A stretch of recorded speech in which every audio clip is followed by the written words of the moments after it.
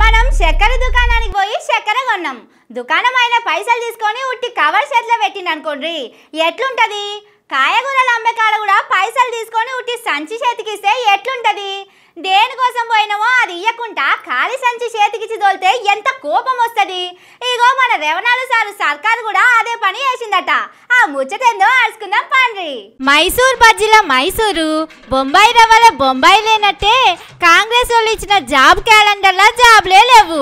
మనం పతేడు కొత్త క్యాలెండర్ కొనుక్కుంటాం. అందులో పండుగల డేట్లు, అమావాస్య ఎప్పుడు, పుణ్యం ఎప్పుడు అనే ముచ్చట్లు, తిథులు, నక్షత్రాలు, మంచి ముహూర్తం ఎప్పుడు, చెడ్డ ముహూర్తం ఎప్పుడు అనేది అన్ని రాసి పెడతారు.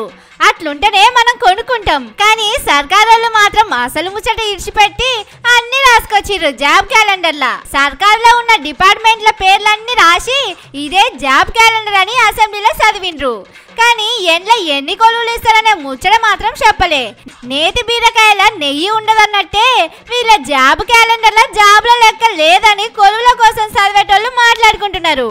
సర్కారులో కూసంగానే 2 లక్షల కొలువులు ఇస్తామని ఓట్ల ముంగట ముచ్చట చెప్పిండ్రు. కానీ ఈడికే 8 నెలలు ఓడిచినా ఏం సప్పుడు చేస్తలేరని అడిగే వరకు ఓ పుస్తకం పట్టుకొచ్చి అసెంబ్లీలో పెట్టిండ్రు. అంతా మంచిగానే ఉన్నది కానీ ఎన్ని కొలువులు ఇస్తారో చెప్పనప్పుడు జాబ్ క్యాలెండర్ పెట్టి ఉపయోగం ఏందని చదివేటోళ్ళు అడుగుతున్నారు. సర్కారోళ్ళ కదా పండుగకు పరమాన్నం పెడతామని పిలిచి ఇస్తరాకేసి కూసబెట్టి ఎల్లిపాయ కారం కూడా వేయనట్టే ఉన్నదని మస్తు గరం అవుతున్నారు.